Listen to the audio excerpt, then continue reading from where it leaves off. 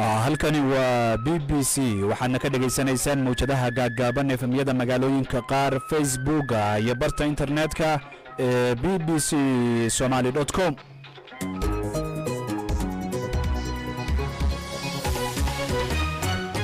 duhur wanaagsan dhageystayaal waa 20ka bisha Agoosto saacada Afrikada barina waa 2 duhurnimo oo gow ah. qodobada aad ku maqli doontaan idaacaddana waxaa kamid ah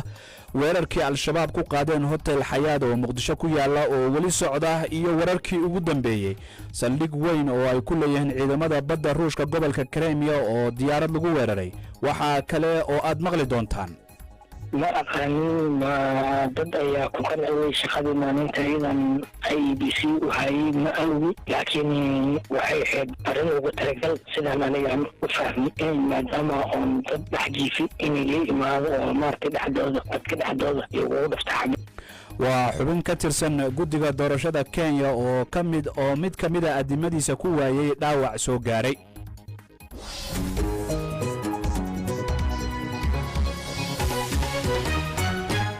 qodobada iyo kuwa kale ayaad ku maqli doontaan barnaamijkan duhurnimo oo soo saaray Maxamed Cabdiraxmaan Sheekh anigoo Xasan Sheekh Cumar ayaan idin la socodsiin doona dhageystayaal. waxaan soo ku bilaabaynaa wararka caalamka iyo Kowsar Maxamed Cabdullaahi. mahadsanid xasan. booliska iyo goobjoogayaasha magaalada Muqdisho ee caasimadda Soomaaliya ayaa sheegay in ugu yaraan 10 qof ay dhinteen kadib markii ciidamo hubeysan oo ka tirsan kooxda al-shabaab ay weerareen hotel Xayaad oo ku yaala magaaladaasi. ciidamada ammaanka ee Soomaaliya ayaa sheegay inuu weli socdo dagaal ay kula jiraan dagaalyahanada al-shabaab oo weerarka soo qaaday xalay fiidkii. 10 qof oo ay caruur ku jiraan ayaa laga soo badbaadiyay hotelka oo lagu yaqaan saraakiisha dawladda iyo siyaasiyiinta. rasaas iyo qaraxyo ayaa laga maqlayay hotelka la weeraray. xaaladuna sida tan ayay ahayd.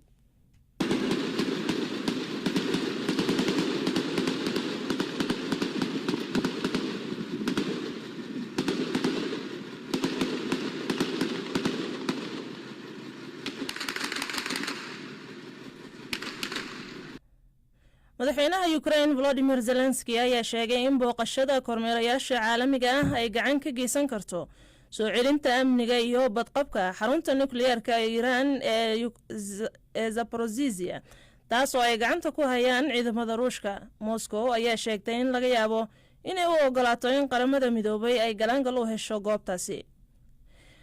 waxaa mar kale la weeraray saldhigga ay ciidamada cirka Ruushka ay ku leeyihiin gobolka Crimea. weerarkaas oo loo adeegsaday diyaaradan duuliye lahayn. warasabka gobolkaas ayaa sheegay in la soo riday diyaaradan duuliye lahayn oo laga leeyahay Ukraine taas oo maraysay meel u dhow saldhigga ciidamada badda ee Sebastopol. waxa uu sheegay in diyaaradaas ay ku soo dhacday saqafka sare ee xarunta balse aysan jirin wax khasaare ah oo ka dhashay. dacwad-oogayaasha dalka Mexico ayaa soo saaray amar lagu soo xirayo 10 askari iyo saraakiil boolis ah kuwaas oo loo haysto afduub iyo dil loo geystay 43 macallin sanadkii 2014. waxa ay sidoo kale xireen xeer ilaaliyihii hore ee Jesus Muliro kaas oo kormeerayay baaritaanadii hore loo sameeyay. waxaa lagu eedeeyay dad la waayay jirdil iyo cadaalad darro. madaxweynaha Mexico Andrés Manuel López ayaa amray in cadaaladda la hor keeno ciidamadii ku lug lahaa maqnaanshiyaha dadkaasi. ugu dambeyntiina hay-adda cuntada adduunka ee loo soo gaabiyo WFP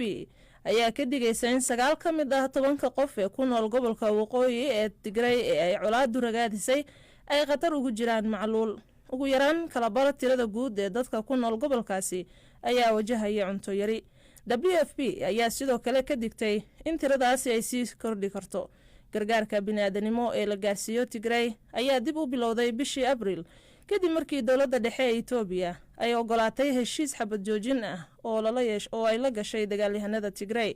balse shidaal yari jirtay awgeed ayaa waxa ay saameysay howlaha gargaarka lagu gaarsiinayo gobolkaasi. jimcihii WFP ayaa waxay ka digtay in 20 milyan oo qof oo ku nool qaaradda Afrika ay wajahayaan macluul. wararka caalamka ee BBC-dana waa naga intaa xasan. aad bay u mahadsan tahay Kowsar Maxamed Cabdullaahi oo nala socodsiinaysa wararka caalamka ee BBC-da. dhageystayaal haatanna u diyaar garooba qaybaha kale ee barnaamijka. mar kale duhur wanaagsan dhegaystayaal sidii aad ku maqlayseen warka caalamkaba ugu yaraan 10 qof ayaa lagu soo waramayaa inay ku dhinteen weerar koox hubeysan oo ka tirsan al-shabaab ay ku qaadeen hotelka xayaad oo ku yaala bartamaha magaalada muqdisho weerarka oo bilowday xalay fiidkii waqtiga bariga afrika ayaa ku bilowday qaraxyo iyo rasaas iyadoo ilaa iyo hadda laga maqlayo dhawaqa rasaas iyo qaraxyo haddaba wararkii ugu dambeeyey waxaa inoo haya wariyaha BBC da muqdisho ibrahim maxamed aadan oo haatan si toosa qadka ugu jira ibrahim bal noo waran xaaladii ugu dambeysay ee weerarkaasi al-shabaab xalay ay ku qaadeen ilaa iyo hadda socda xasan ciidamada ammaanka ayaa in ka badan 18 saacadood waxay howlgal ka wadaan hotelka caanka ah ee ku yaala bartamaha caasimadda muqdisho gaar ahaan agagaarka isgoyska kilomitir 4 waa wadada aada gegida diyaaradaha ee aadan cabdulle halkaas oo xalay ay qabsadeen dabley ka tirsan al-shabaab kadib markii ay qaraxyo ku weerareen hotelka deetana rag hubeysan oo iyaga ka tirsan ay gudaha u galeen saacadan aan hadlayno mararka qaarkood waxaa la maqlayaa rasaas goosgoos oo hotelka gudihiisa ka dhacaysa sidoo kale qaraxyo ayaa la maqlayaa ciidamada ammaanka ayaana dhinac kasta oo ka mid a hotelka taagan gudihiisana ku jira iyadoo kooxda weerarka qaaday ay weli hotelka xubno ka mid ah ay ku jiraan inkastoo ciidamada ammaanku ay leeyihiin wuxuu howlgalku ku dhow yahay in lasoo gabagabeeyo sidoo kale wadooyinka hotelka soo galo oo dhan ayaa go-aan gaadiidka iyo ganacsiguna wuu istaagay xaafadaha ku dhow halka hotelku ku yaalo dad ka soo baxsaday hotelka gudihiisa oo iyagoo badqaba ka soo baxay waxay BBC da u sheegeen in ay arkayeen meydadka dadka gudaha lagu dilay ama qaraxyada ku dhintay waran barxadda hore ee hotelka ilaa gudihiisa laakiin tiro rasmi ah ilaa hadda xasanoo lama sheegin qaraxyadaasi ama weeraradaasi ku dhintay laakiin magacyada dad kala duwan oo caan ah oo la yaqaano oo isugu jira culimo dad bulshada rayidka ka tirsan ganacsato haween ayaa intaba la soo warinaya in ay weeraradaasi ku dhinteen xalay ilaa saa ka socday ibraahimow haddii aad la hadashay mas-uuliyiinta caafimaadka iyo dabcan isbitaalada magaalada muqdisho ilaa iyo hadda dhaawacyada ee ka dhashay weerarkan ee la geeyey isbitaalada maxaynu ka ognahay tirada dhaawacyada ee isbitaalada la gaarsiiyey aad ayay u badan yihiin xasanow weliba isbitaalka madiina oo aan saa ka tegey tirada dhaawacyadu waxay ahaayeen kuwo aad u badan waxaa kaloo isbitaalka dhoobnaad ehelada dad welila dadkoodii geeri iyo nolol oo ku ogaa markii ugu wardambeysay hotelka weerarka uu ka socda xayaat ee magaalada muqdisho waxay sugayaan warka ku saabsan eheladoodii oo ay wararka qaari u sheegayaan in ay geeri yihiin oo meydkooda lasoo arkay halka kuwo kale aanay war iyo wacaal toona u haynin dhakhaatiirta isbitaalku waxay ku dadaalayaan daweynta dhaawacyada isbitaalada lasoo gaarsiiyey gaar ahaan isbitaalka madiina dhakhaatiirta qaliinku tan iyo xalay may seexan oo ilaa saaka waxay ku jireen operationna kala duwan dadka dhaawacyada halista qaba isbitaalka la keenay isbitaalkaasi agaasimihiisa dr maxamed cabdiraxmaan jaamac oo loo yaqaano dr burtuqaalona xafiiskiisa ugu tegay wuxuu ii sheegay in 40 qof oo dhaawacyo kala duwan qaba lasoo gaarsiiyey isbitaalka 9 ka mida waxa uu sheegay in markii gurmad degdega loo sameeyey dhaawacooda fududaa darteed ay isbitaalka dib uga laabteen halka 31 kalena isbitaalka la seexiyey dhaawacayna soo gaaray tiradooda 40 bukaan 40 bukaan waxay u kala baxayaan maarta 31 bukaan oo la seexiyay isbitaalka iyo maarta 9 bukaan oo dib loo celiyay markii adeega caafimaadka gargaar dadka loo fuliyay dhaawacyadii soo gaaray noocyadooda hadda noo sheegi lahayd 31gaas bukaan oo na soo gaaray 5 bukaan ayaa aad maarta critical oo xaaladooda 5 bukaan maarta 2 bukaan kamid ah waxa soo gaaray dhaawac loo yaqaan xididada major vascular injury mid kamid ah wuxuu ahaa maarta injury loo yaqaan carotid injury oo maarta dhuuxeedku dhunta aado mid kale wuxuu ahaa femoral injury femoral artery ama lafta maarta xididka boodada alxamdulillah labada patientkaas bukaanada saaka xaaladooda waa stable kuwa kale waxay ahaayeen qaliimada maarta dhaawac aad maarta culus oo maarta jirka inta badan firar badan ka soo gaareen lafa badan ka jabay lugta maarta si automatic banaanka maarta qarxi uga soo gooyay ayagana dhamaantood xaaladooda shantaas maanta critical ka xaaladooda ka soo baxeen xaaladooda fiicanta dadkaas dhaawacyada ah ee qaybaha isugu jireen dhaawacyadaas waxa 40kaas 6 kamid ah waxa ahayn ilmo alxamdulillah 5 kamid ah dib u noqdeen oo xaaladooda waxa ay xaalad intii gargaar dadka loo furiyay dib u noqday hal kamid ah ayaa isbitaalka jiifo hadda xaaladiisuna waa fiicanta dumarka ka waran dumarka hadda shanta criticalka ku sheegayo dumarka ayagana sidoo kale lambarkoodu waa badan yahay shanta criticalka laba kamid ah waa dumar waay hadda keeska hadda lugta oo ka go'an oo kale tusaale oo kale waa qof dumar waay marka 40kaas ba rasaas iyo qaraxyo bay ku dhaawacmeen qaraxa u badnaa 40ka rasaasta aad u yar yihiin inta badanka 40kaas waa badankood qaraxyada waay xaaladdan oo kale maalmahan mid samarti way jirtaa mar qaarkood qaraxyo badan oo maaragtay hal mar meel goob kula kulmo hada qaraxyada afkuuyi control qaraxyo badan oo magaalada dhowr marka dhaco inta badan isbitaal Madiina 22 sano la soo dhaafay qaraxyadaas ka shaqeynayay marka waa inta badan waa aragnaa laakiin maxoogaa maalmaha waa ka rooneen kaasi wuxuu ahaa agaasimaha isbitaalka Madiina Dr. Maxamed Cabdiraxmaan Jaamac oo loo yaqaano Dr. Burtuqaal oo u waramaya wariyaha BBC-da Ibrahim Maxamed Aadan aan dib ugu laabto Ibrahim wararku waxay sheegayaan in madaafiic ay ku dhaceen xaafado ka fog halka weerarka lagu qaaday oo dad rayada ay qasaare ka soo gaartay arinta iyana maxaan kala soconnaa oo ka ognahay xasan waxay ahayd waa berigii inta qaraxyada iyo rasaastu ay hotelka xayaad ka socotay ayaa mar kaliya madaafiic waxa laga maqlay degmada Xamar Jajab ee isla magaalada Muqdisho markii dambena gudoomiyaha degmadaasi Mucaawiye Mudee oo la hadlay wuxuu ii sheegay in 19 qof ay ku dhaawacmeen madaafiicdaasi ama hoobiyaashaasi ku dhacay degmada Xamar Jajab ee magaalada Muqdisho warbaahinta guduhu waxay soo warinayeen in qoys aroos ahaa oo cusub labadii qof wiilkii iyo gabadhii isguursadayba in ay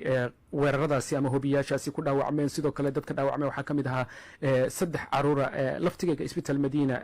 dadkii la keenay ee dhaawacyada ahaa qaarkood waxay ku soo dhaawacmeen madaafiicda ku dhacday degmada Xamar Jajab ilaa haddana cid sheegatay xasano ma jirto weeraradaas madaafiicda lagu qaaday degmada Xamar Jajab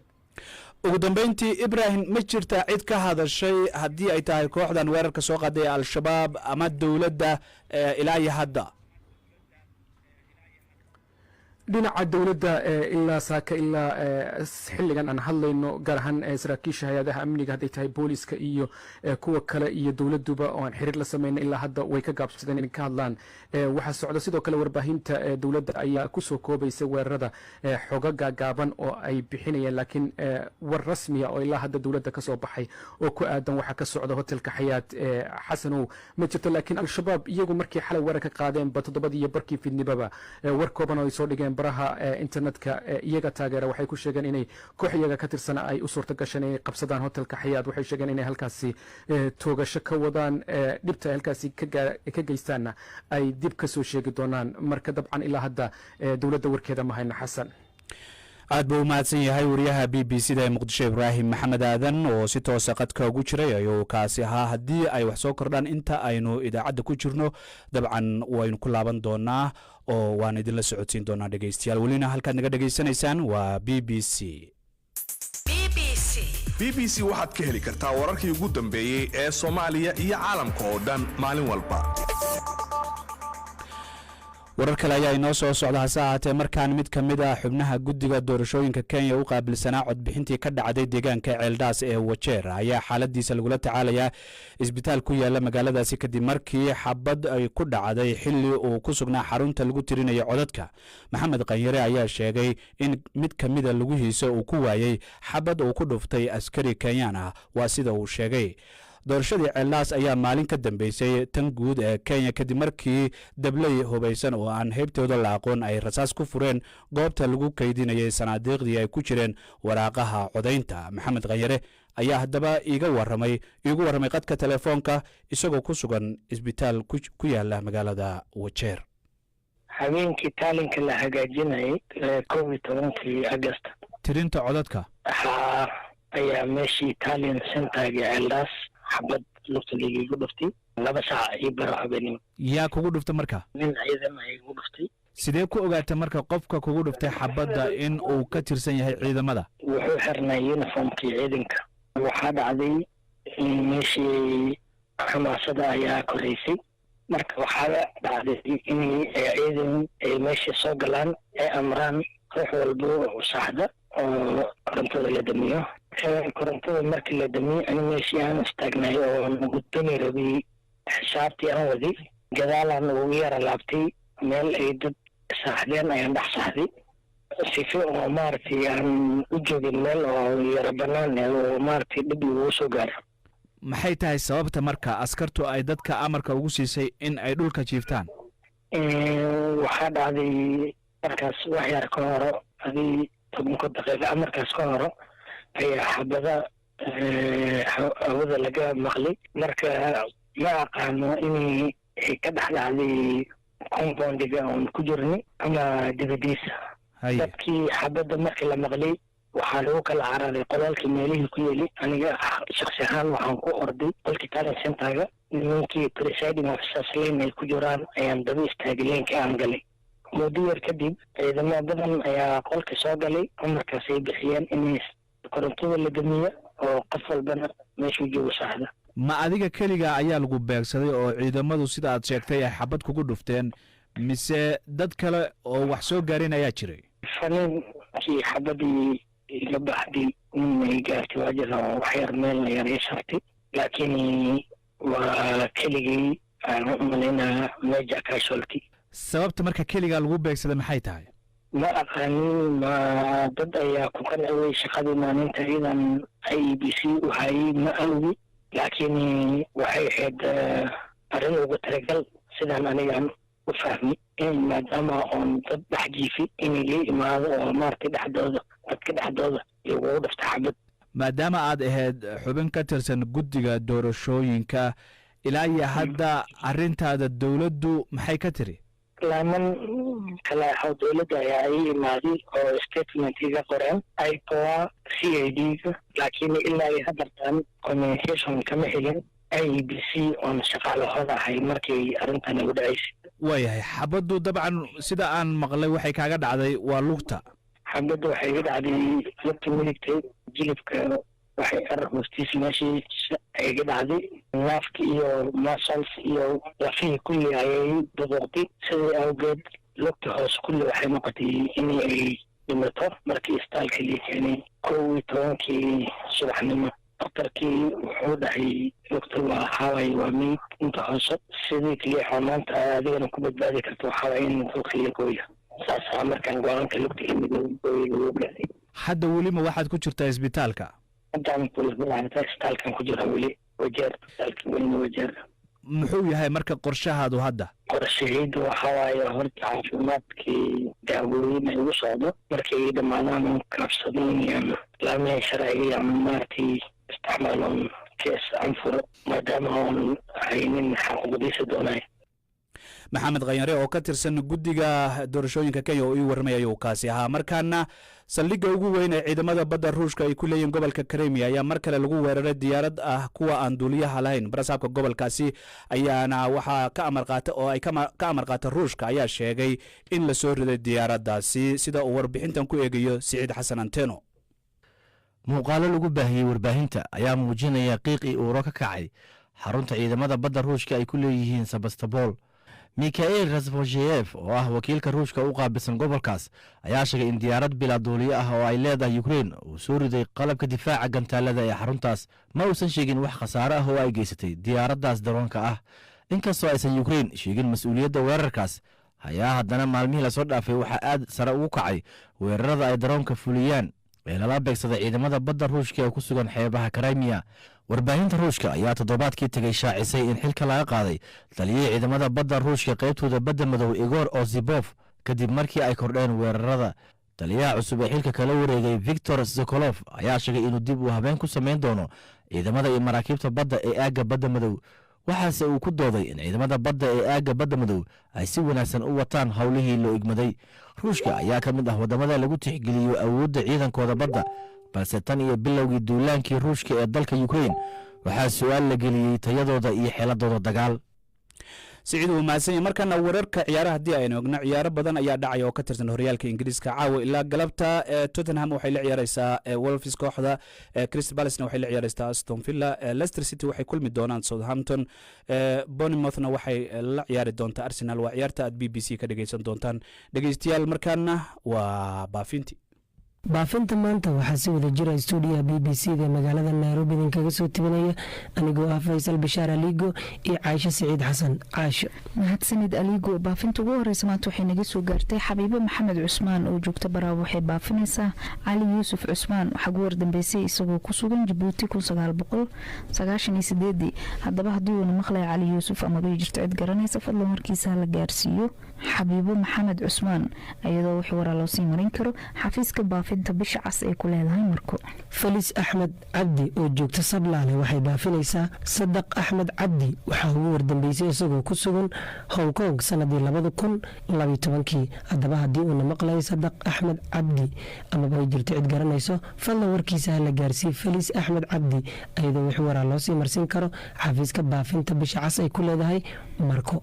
cumar cabdulle oo jooga afgooy waxa uu baafinayaa yaasiin cabdulqaadir yacquub. waxaa ugu wardambeysay isagoo ku sugan kenya 1999. haddaba haddii uuna maqlaya yaasiin cabdiqaadir amabay jirto cid garanaysa fadlan warkiisa la gaarsiiyo cumar cabdulle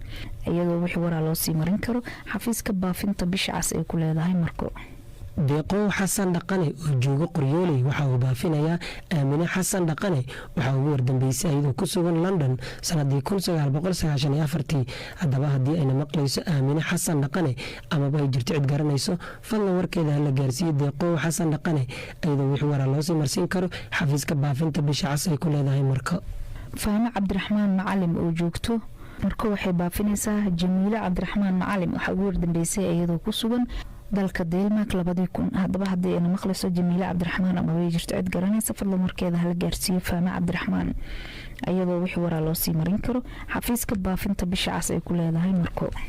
cabdiqaadir salaad ibraahim oo jooga qoryooley waxa uu baafinayaa cabdisalaad ibraahim. waxaa ugu wardambeysay isagoo ku sugan london sanadii 2011. haddaba haddii uuna maqlayo cabdisalaad ibraahim amaba ay jirto cid garanayso fadlan warkiisa hala gaarsiiyo cabdiqaadir salaad ibraahim iyadoo wixii waraa loo sii marsin karo xafiiska baafinta bisha cas ay ku leedahay marko. cabdixaliim cabdalla oo jooga kismaayo waxa uu baafinayaa maxamuud cabdalle ibraahim. waxaa ugu wardambeysay isagoo ku sugan kanada 1995. haddaba haddii uuna maqlaya maxamuud cabdalla amabay jirto cid garanaysa fadlan warkiisa hala gaarsiiyo cabdixaliim cabdalla iyadoo wixii waraa loo sii marin karo xafiiska baafinta bisha cas ay ku leedahay marko. ruqiyo saciid cabdi mubaarak oo joogta awdhiigle waxay baafinaysaa saxro axmed yuusuf. waxaa ugu wardambeysay iyadoo ku sugan sacuudiga sanadii 1994. haddaba haddii ayna maqlayso saxro axmed yuusuf amaba ay jirto cid garanayso fadlan warkeeda hala gaarsiiyo ruqiyo saciid cabdi mubaarak iyadoo wix waraa loo sii marsin karo xafiiska baafinta bisha cas ay ku leedahay marko. muxubo cumar geelle oo joogto marka waxay baafinaysaa salaad mahdi. waxaa ugu wardambeysay isagoo ku sugan dalka ingiriiska. haddaba haddii uuna maqlayo salaad mahdi amabay jirto cid garanaysa fadlan warkiisa la gaarsiiyo muxubo cumar iyadoo wixii waraa loo sii marin karo xafiiska baafinta bisha cas ay ku leedahay marko.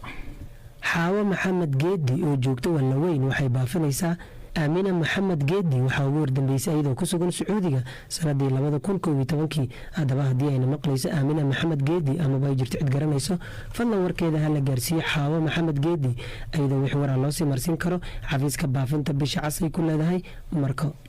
foos salaad ibraahim oo joogto marko waxay baafinaysaa aamino cabdulqaadir muuse. waxaa ugu wardambeysay iyadoo ku sugan mareykanka 1999. haddaba haddii ayna maqlayso aamino cabdiqaadir amabay jirto cid garanaysa fadlan warkeeda hala gaarsiiyo foos salaad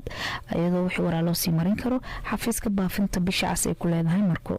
yaasiin cabdi gaambe oo jooga afgooye waxa uu baafinayaa starliin cabdi gaambe. waxaa ugu wardambeysay iyadoo ku sugan mareykanka sanadii 1999. haddaba haddii ayna maqlayso starliin cabdi gaambe amaba ay jirto cid garanayso fadlan warkeeda hala gaarsiiyo yaasiin cabdi gaambe iyadoo wixii waraa loo sii marsiin karo xafiiska baafinta bisha cas ay ku leedahay marko.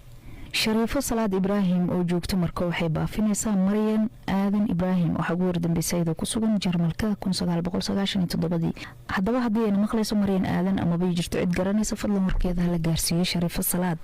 iyadoo wixii waraa loo sii marin karo xafiiska baafinta bisha cas ay ku leedahay marko. saciido axmed cabdi oo joogto wallaweyn waxay baafinaysaa fartuun axmed cabdi. waxaa ugu wardambeysay iyadoo ku sugan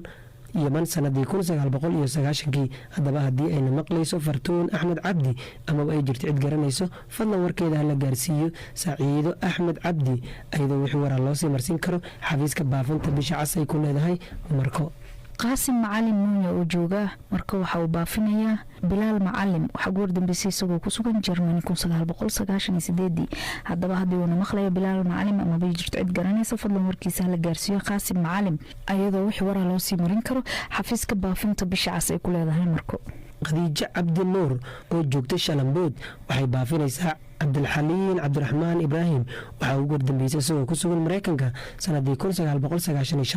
haddaba haddii uuna maqlayo cabdixaliin cabdiraxmaan ibraahim amaba ay jirto cid garanayso fadlan warkiisa la gaarsiiye khadiijo cabdi nuur ayadoo wix waraa loo sii marsin karo xafiiska baafinta bisha cas ay ku leedahay marko. madiine shariif nuur oo joogto marka waxay baafinaysaa cali shariif waxaa ugu wardambeysay isagoo ku sugan Hong Kong 1998 haddaba haddii uuna maqlayo cali shariif amaba jirto cid garanaysa fadlan warkiisa la gaarsiiyo madiine shariif ayadoo wixii waraa loo sii marin karo xafiiska baafinta bisha cas ay ku leedahay marko.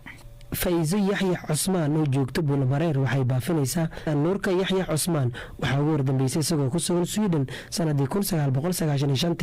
haddaba haddii ayna maqlayso nuurka yaxya cusmaan amaba ay jirto cid garanayso fadlan warkeeda la gaarsiiyey faiiso yaxya cusmaan ayadoo wixii waraa loo sii marsin karo xafiiska baafinta bisha cas ay ku leedahay marko.